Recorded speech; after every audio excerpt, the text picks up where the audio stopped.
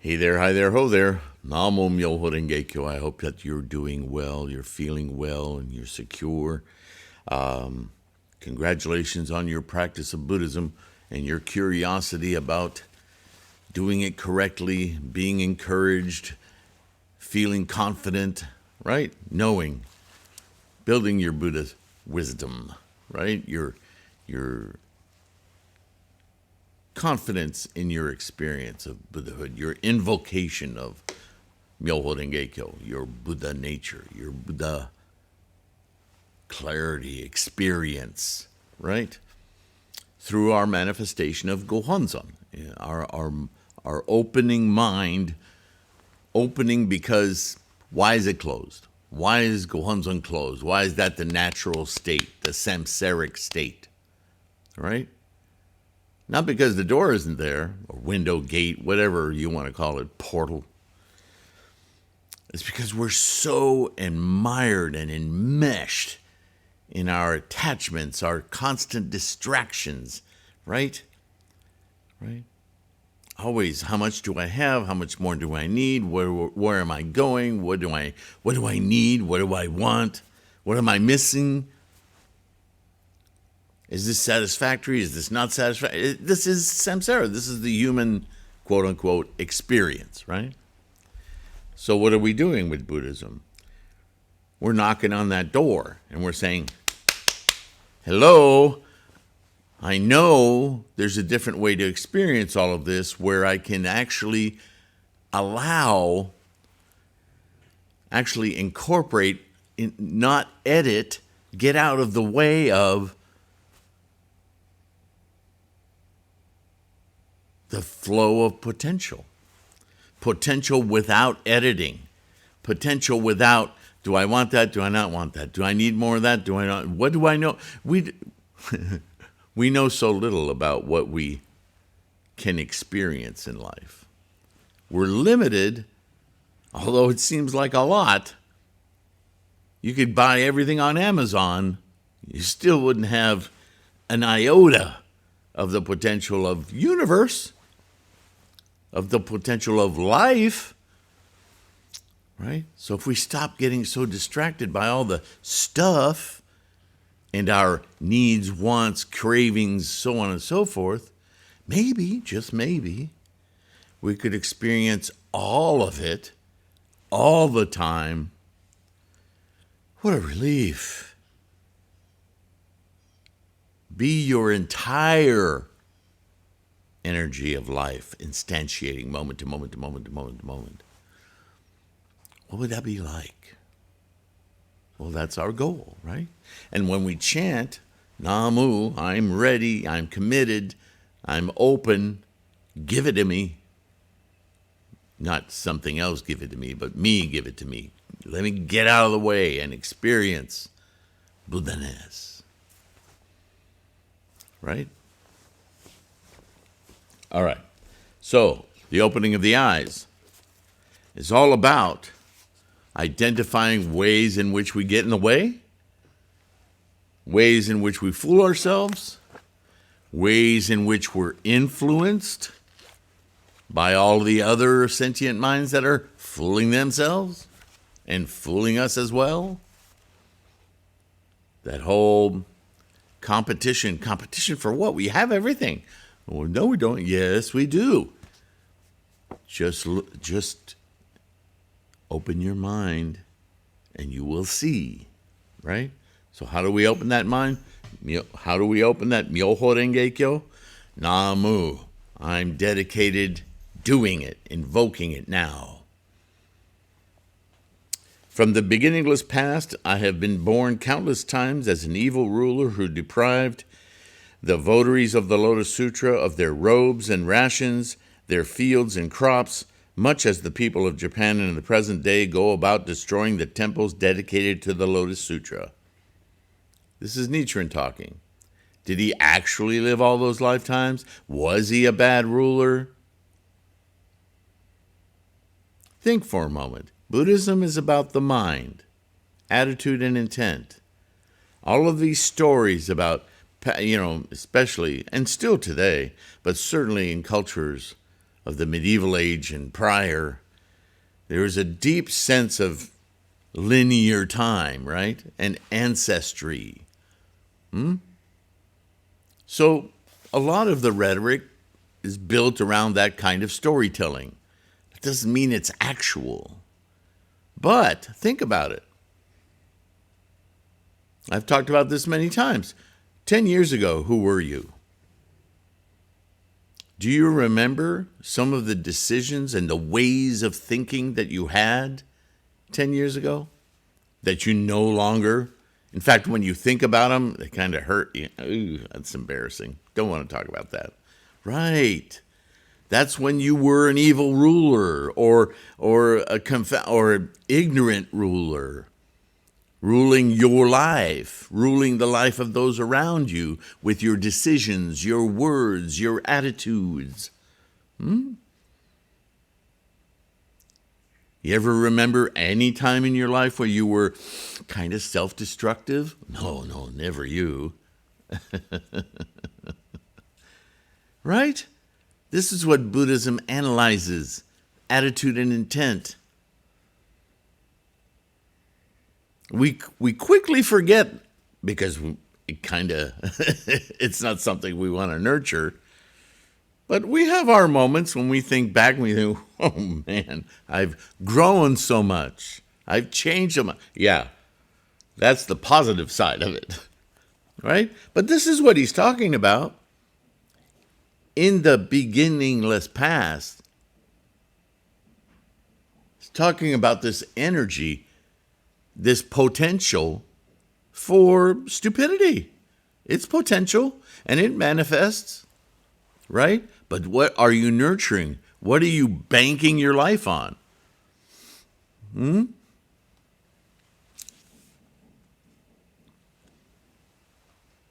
think I've got a woodpecker knocking on. This is a metal building, silly. Okay, sorry. In addition, countless times I cut off the heads of the votaries of the Lotus Sutra. Some of these grave offenses I've already paid for, but there must be some that are not paid for yet. So remember what we were talking about before.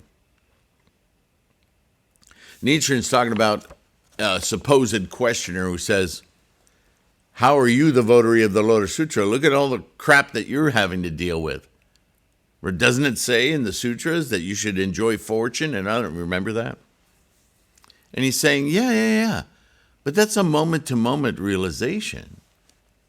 When you invoke your Buddha nature, your energy, the very energy that forms your life, is affected, influenced in a positive way. But it's not like a Mr. Clean Magic Eraser. You've made causes in this life of yours.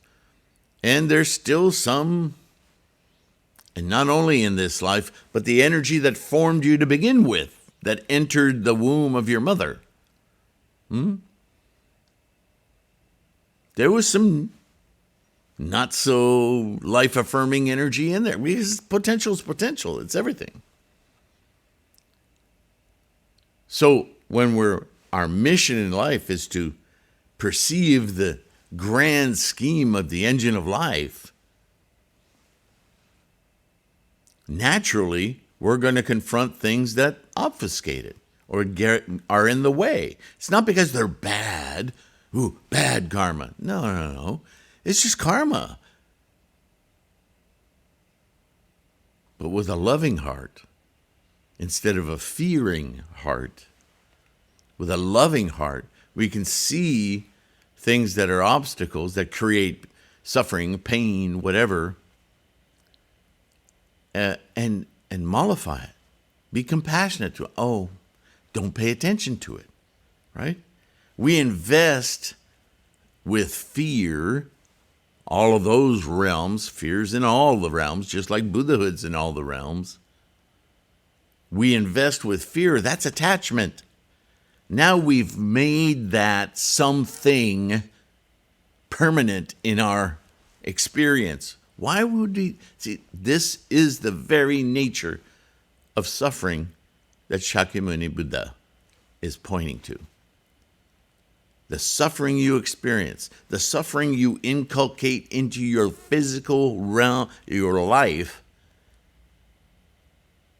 is causing you emotional pain, sickness, depression, malaise, influencing you to make rash decisions, poor decisions because you don't see clearly. Your fears are ruling you. You make decisions based on what you're afraid of. Maybe not consciously, although you know you do. Right? What's the best choice? Which will hurt me less? That's the human tendency. That's samsara. The reason we have so many fears is because we have so many attachments. You don't want to lose anything or miss an opportunity for something. But if you shift your mind to a much bigger picture, Buddha-ness, there is nothing to miss. And whatever doesn't flow nicely, affirming life, it's something to just quell. Oh, we don't need to pay attention to you. Yes, you're there. Moving on. Right? Sounds so easy. This is what Nichiren's talking about. This is the process of Gohonzon, the opening of the eye. Makes sense, right?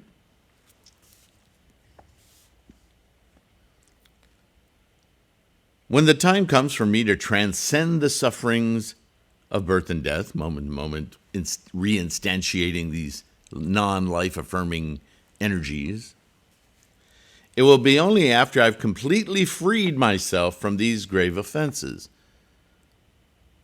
And I've flushed out this karma, and I'm no longer maintaining it in my life, moment to moment.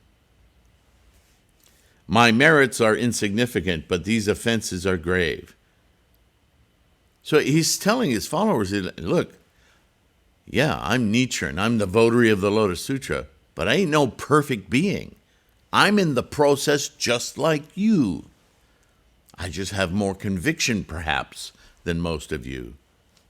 I've taken this mantle on and dedicated my life to it. By the way, emulate what I'm doing. Don't judge me for it. Judge yourself. Maybe you'll do better at it than I have. But here's the way. That's Nichiren. That's a bodhisattva, isn't it? Humility, intelligence, compassion. If I practice the teachings of the provisional sutras, then these retributions for my past grave offenses would not appear. Well, life would be much easier for me. I'll just go chant Amida Buddha, or I'll be a Zen monk, and I'll go sit quietly and contemplate my navel. No problem. Life will be easy. Right? Because you're not challenging your freight train of karma. You're just flowing along with it. You just calmed down samsara, but you haven't transcended it. When iron is heated, if it is not strenuously forged, the impurities in it will not become apparent. Right?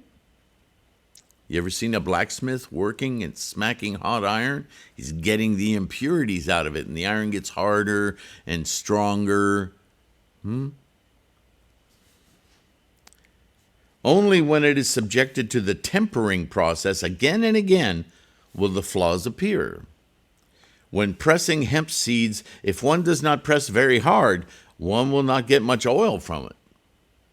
Likewise, when I vigorously berate those throughout the country who slander the law, I meet with great difficulty, because I'm trying to hone their Buddha nature. They don't understand, but I'm trying to move them in the correct direction, and they are not just ignorant, but he's talking to people who are slandering the law. These other teachers, quote unquote, yeah?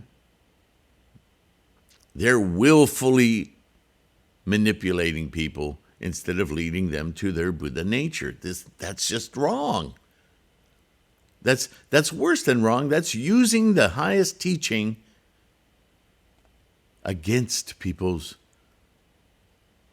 the purpose of the teaching. That's why it's slandering the law. It must be that my actions in defending the law in this present life are calling forth retributions for the grave offenses of my past.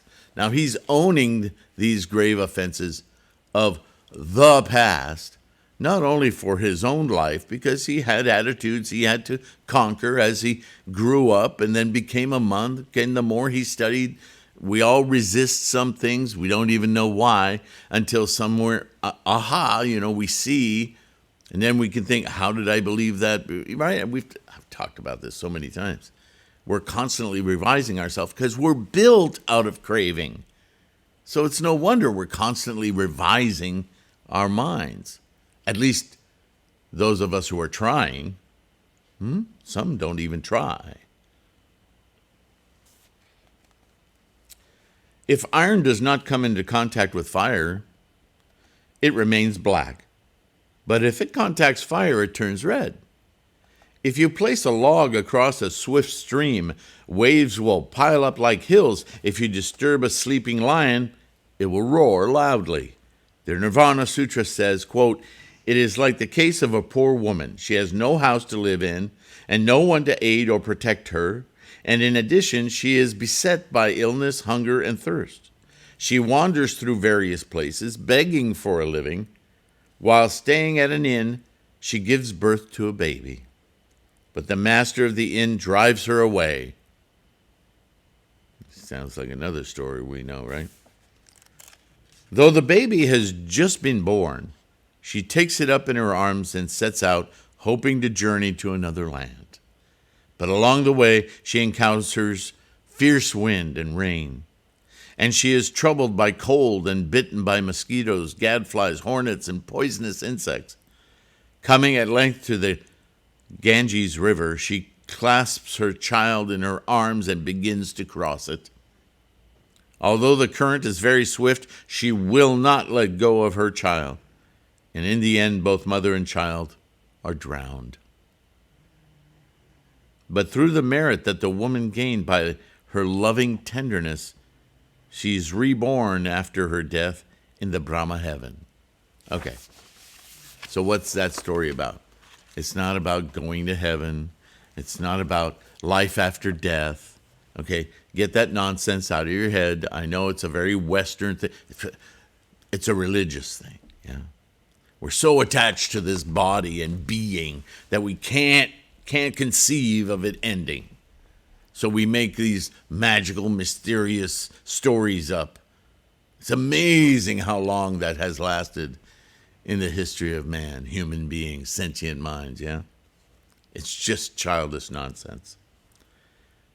But so what is he saying? What is the author translating as Nichiren saying here? I was going to make a point, and I'm glad I waited till I read the whole thing, but remember I said in birth, there's 3 karmic freight trains at work. There's the mother, there's the father, and there's you, or the child. There's 3 entities in the birth of a child. The child isn't simply a product of mom and dad. That's, again, a simple-minded way of looking at life. The child has all sorts of karmic energy amalgamating before it ever finds a suitable host, and a host environment. A host environment that shares enough similarities and dissimilarities, a fit for its karma to manifest. Right? That's why the child always has qualities of the mother, qualities of the father, and qualities altogether their own. You cannot predict, right? Because it's a different entity.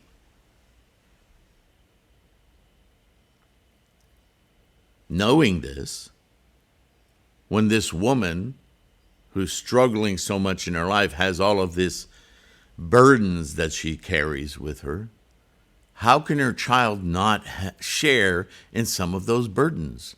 as well as its own, and opportunities that the mother knows nothing about, but the child isn't fully developed yet. So it's kind of at the mercy of the mother's decisions, yeah? I just want to demonstrate the karmic relationship here. So you would say, but the child is innocent. Why did the child have to drown? The mother's responsible. That's a very Western religious view. Really, understand how deeply religions have affected the way we understand life. Even if you're not religious. It's the way we're taught. And we don't question it. As Buddhists, we must question it. Because the truth of the matter is, the child had some heavy karma to work out. It just wasn't strong enough to do so. It wasn't yet strong enough to do so. So the mother and the child drowned. Yeah. It may be that drowning at such an early age, the child has expiated a lot of negative karma, non-life affirming karma, without having to experience a great deal of suffering from it. Well, yes, suffering as death, but once you're dead, you're no longer suffering. Your mind is no longer. You are no longer.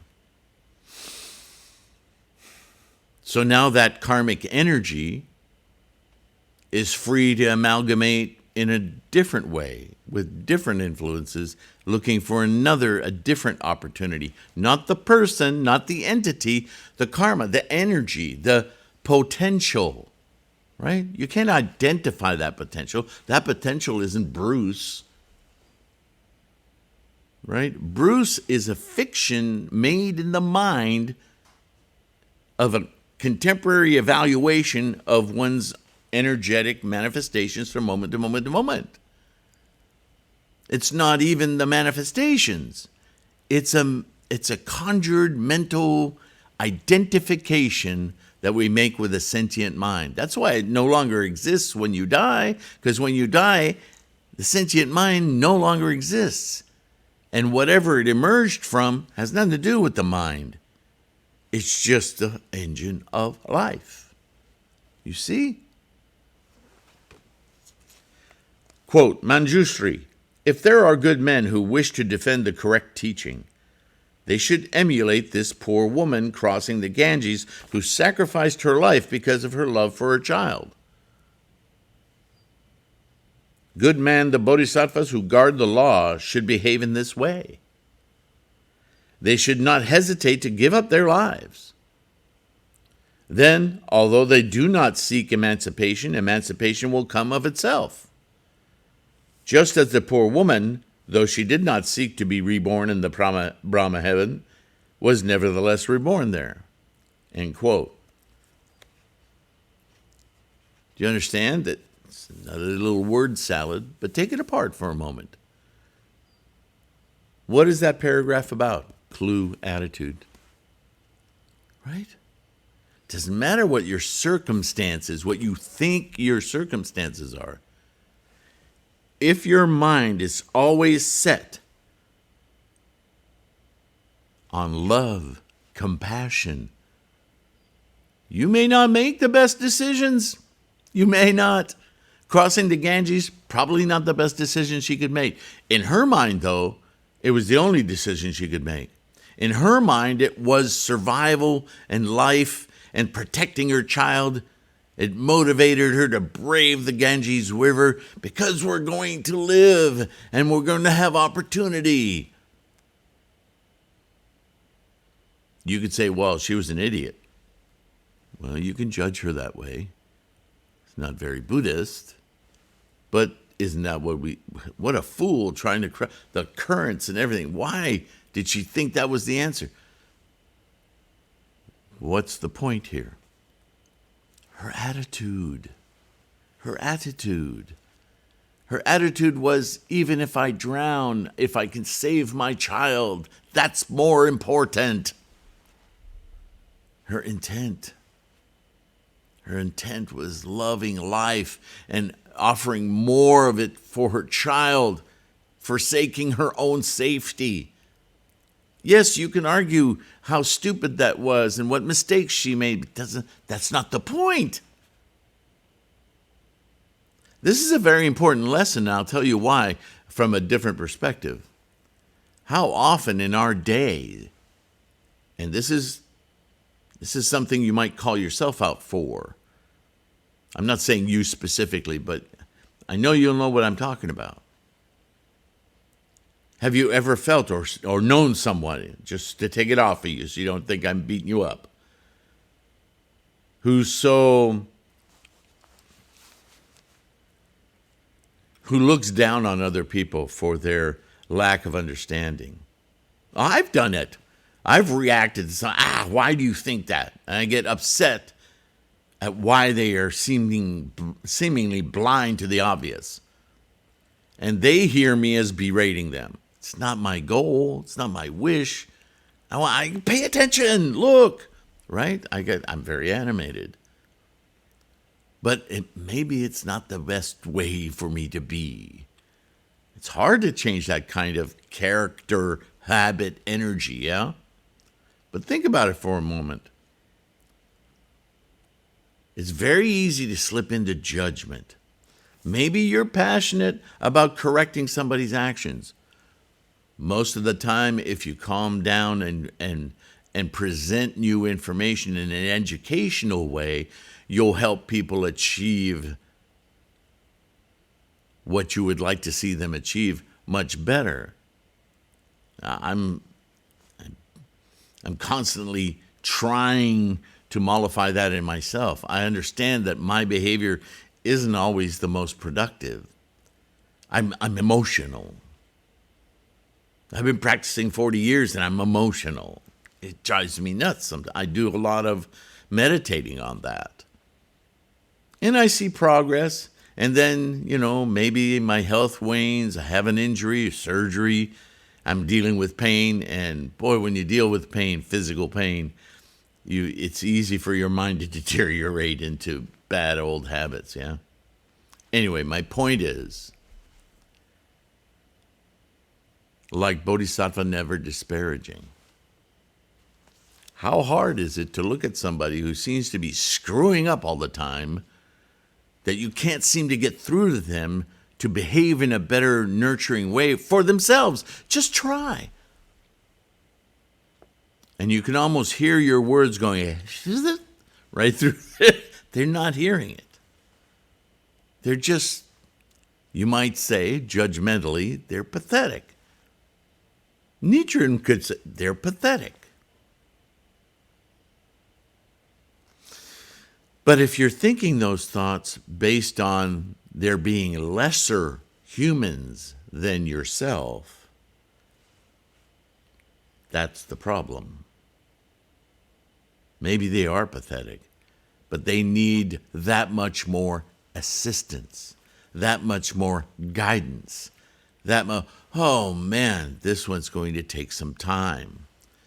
I'm going to be confronted a lot at my ability to somehow communicate you know what? What an idiot.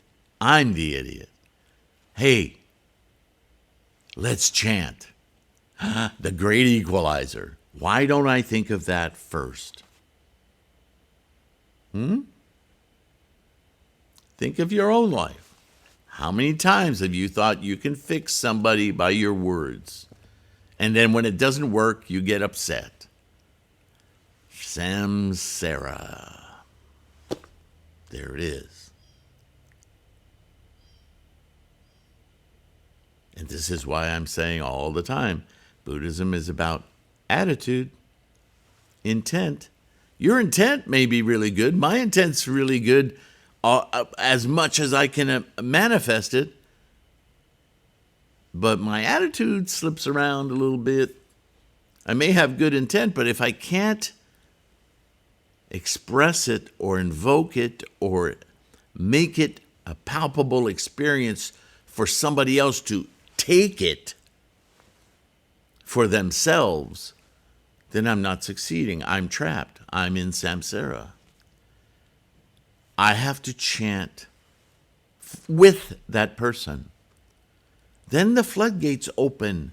Then I don't even know what words will come out of me, but I know that whatever they are, it's whatever that person needs to hear.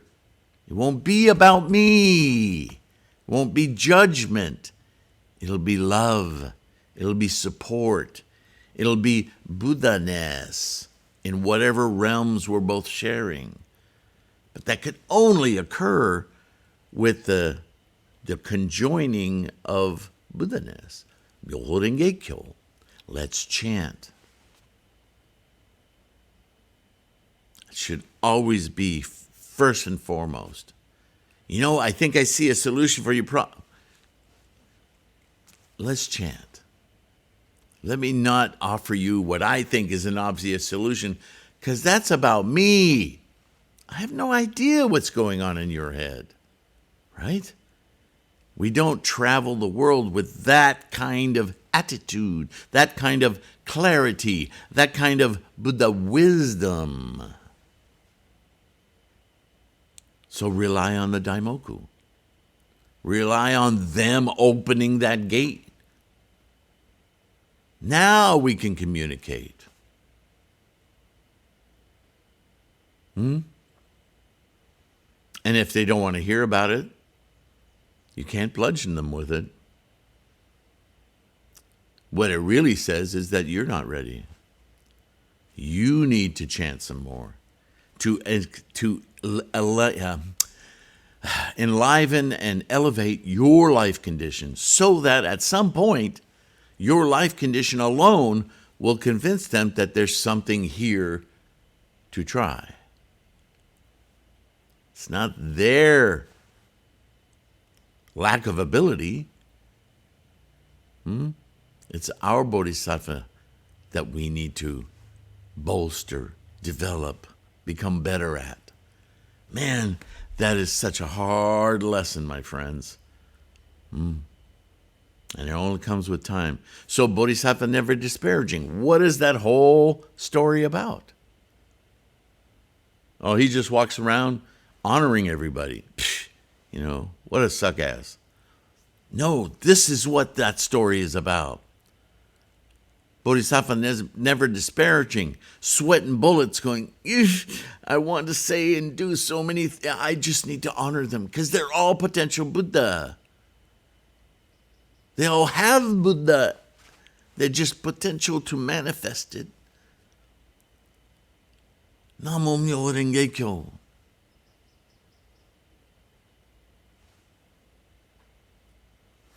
Right? The great teacher Chang'an interprets this story from the Nirvana Sutra in terms of the 3 obstacles. Observe how he does this. The fact that the woman is called poor. It's a very samsaric judgment, isn't it? Indicates that the person does not have the treasure of the law. See, why is she poor? It's not because she lacks fundage. It's because she lacks the inspiration, let alone the confidence, even the knowledge that she has the Buddha nature, that she can alter her life with a decision. She has no clue. This is why she's poor. She's poor in life experience. And that's self-imposed. I know. We don't know it. That's why it's called ignorance. The fact that she is identified as a woman indicates that the person has a measure of tenderness. It's not that she's not capable of loving and being gracious and tender, right? The inn signifies an impure land. Where she's living isn't an influence toward her Buddha nature. She's just in samsara. Remember, where is the Buddha land? Same land, just a change in the mind, right? The child she bears is the heart that has strong resolve in the Lotus Sutra, right? It hasn't inculcated all the devices of attachment yet.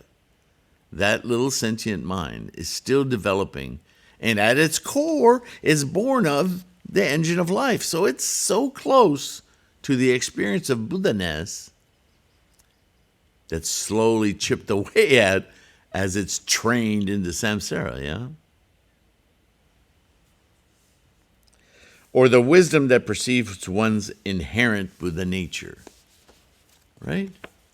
You ever watch a child, baby, just look around, smiling? It's just everything's exciting. Being driven out of the inn by its master signifies that the person is exiled. Now, it doesn't matter if somebody is exiled by someone else. It's an experience of exile. How often in our lives have we exiled ourselves?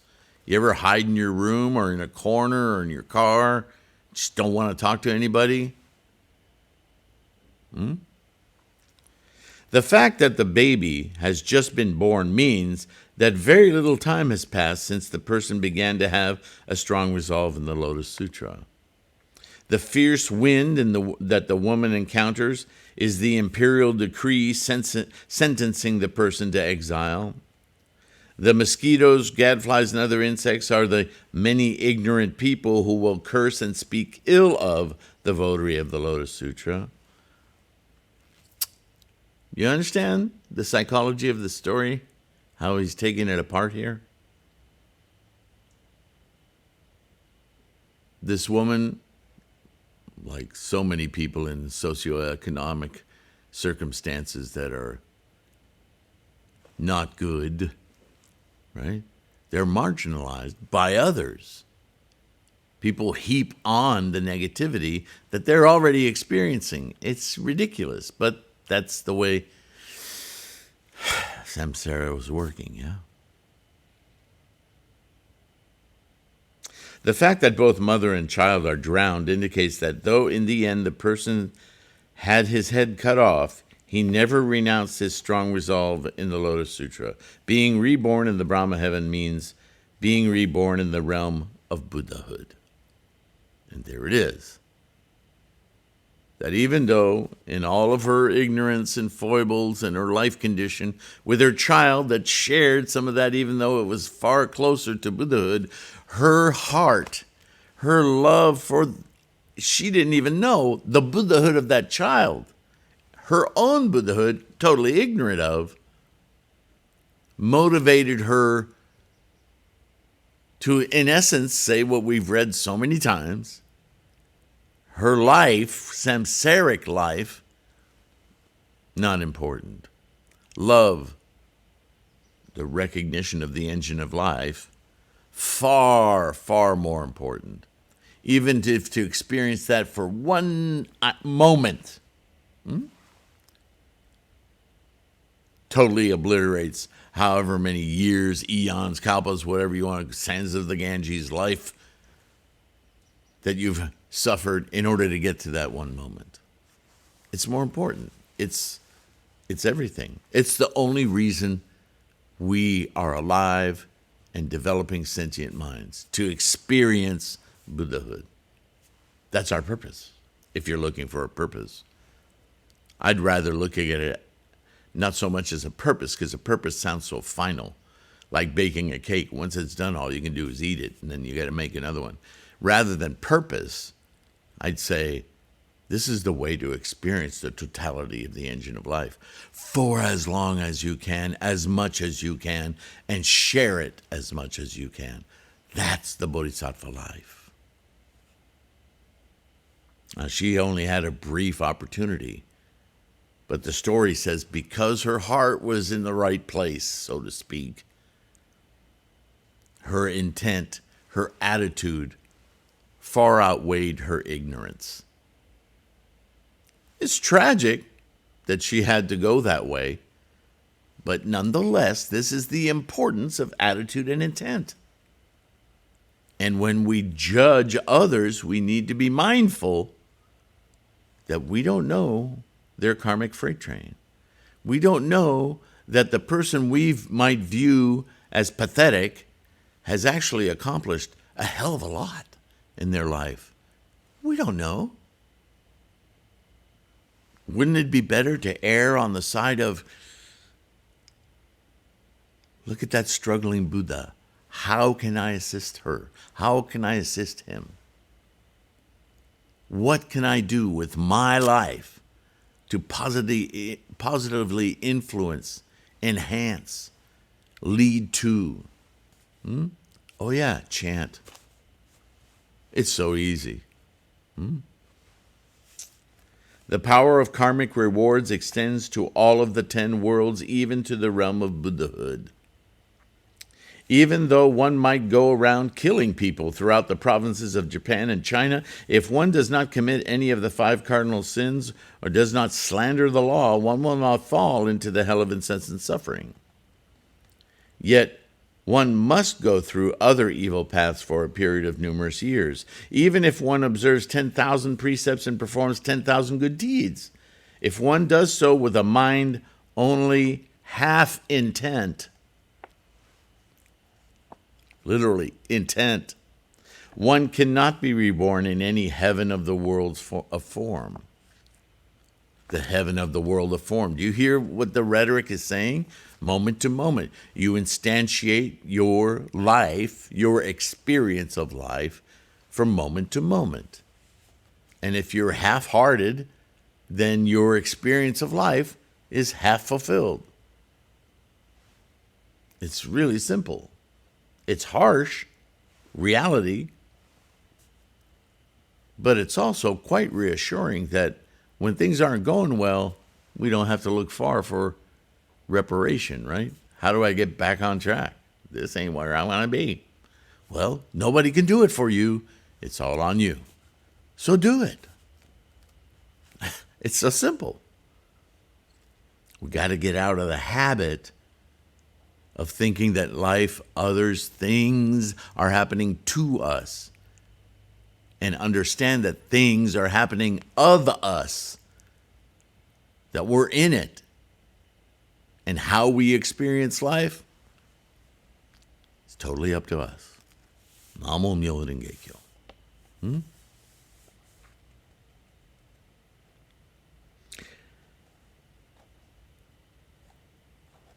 To be born a king in the Brahma heaven of that world, one must add the spirit of compassion to one's karma. That is, laden with outflows and draws one to the world of humanity. Samsara, right?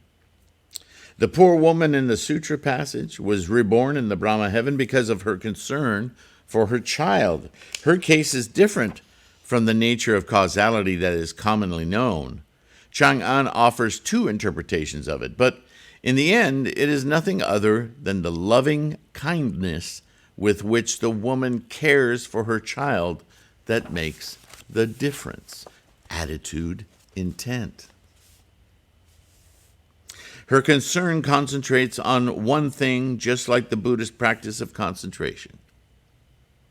She thinks of nothing but her child, which is similar to Buddhist compassion.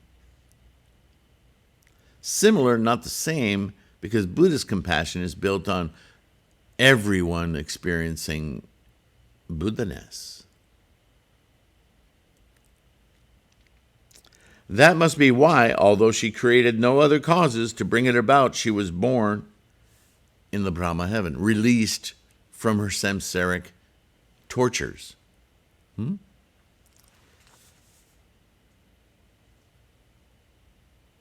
The path to Buddhahood is not to be found in the flower garland doctrine of the phenomenal world as created by the mind alone, in the 8 negations of the 3 treatises school, in the consciousness-only doctrine of the Dharma characteristic schools, or in the true word type of meditation on the 5 elements of the universe. Only the Tendai doctrine of the 3,000 realms in a single thought moment of life is the path to Buddhahood. Why is that? Because that teaches that the potential for enlightenment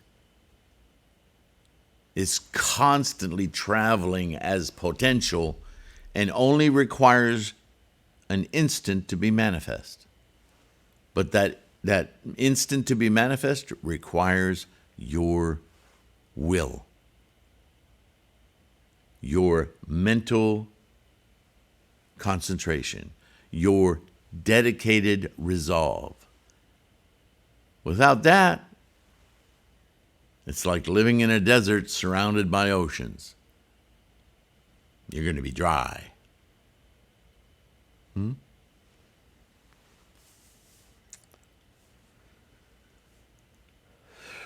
Even in the case of this doctrine of the 3,000 realms in a single moment of life, we do not possess the kind of wisdom and understanding to comprehend it fully.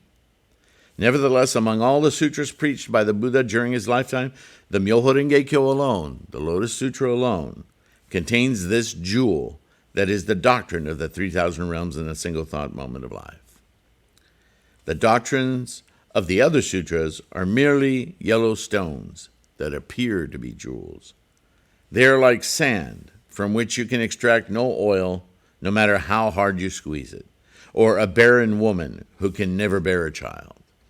Even a wise person cannot become a Buddha through the other sutras, but with the Lotus Sutra, even fools can plant the seeds that lead to Buddhahood. Isn't that what I was saying earlier? He uses the word fools here, right? That's a judgment, but you understand, fools being people who are ignorant, don't know any better. As the sutra passage I have quoted earlier puts it, quote, although they do not seek emancipation, emancipation will come of itself. If they have the correct attitude and intent, Buddhahood can manifest. Can they hang on to it? Can they understand what it is that's happening to them? Not without the practice of Buddhism, which has some self-learning, some aha moments, some teachings that help us to maintain our focus. Although I and my disciples may encounter various difficulties, if we do not harbor doubts in our hearts, we will, as a matter of course, attain Buddhahood. Have that confidence. It has to happen. Do not have doubts simply because heaven does not lend you protection. Do not be discouraged because you do not enjoy an easy and secure existence. This is what I have taught my disciples morning and evening, and yet they begin to harbor doubts and abandon their strong resolve. We're so spoiled. Everything has to be great all the time, or we drop it. It doesn't really work. It requires your dedicated resolve. Right? What if that woman with her baby starting out to cross the river decided, man, this water's cold, screw this, and tossed her baby into the water and then went back to shore? Could you even imagine that? But that's what we do all the time. People do this all the time. They don't recognize the immense opportunity of their practice. Don't let it happen to you. Don't let it happen to those friends that you've practiced with. Be tenacious. All right, I've gone on long enough. You've heard this part before. Foolish men are likely to forget the promises they have made when the crucial moment comes, when they're really confronted. Some of them feel pity for their wives and children and grieve at the thought of parting from them in this life. In countless births throughout many long kalpas, they have had wives and children but parted from them in every existence. They have done so unwillingly and not because of their desire to pursue the way of the Buddha. Since they must part with them in any case, they should remain strong resolve to their belief in the Lotus Sutra and make their way to Eagle Peak so that they may lead their wives and children there as well. Commitment. Next, he starts with a question, a new question. And we'll leave that for the next video, okay? In the meantime, thank you. Thank you for your practice, your study. Please help us grow this Sangha. You do so by liking and subscribing. It helps the algorithms grow the Sangha. If you can, I mean, that's a simple, doesn't cost you anything to do that, right? And it's a Bodhisattva act, so it's a good cause. But if you can, buy some ebooks off threefoldlotus.com or print books off lulu.com. Get yourself a Nichiren inscribed Gohonzon, or Mandala of Gohonzon, right?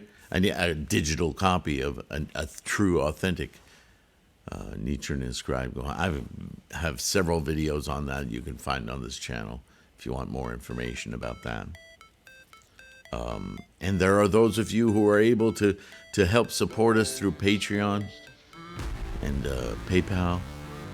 Namo Myoho Renge Kyo. Thank you so much for your considerations. Keep your practice strong. Take care of your health.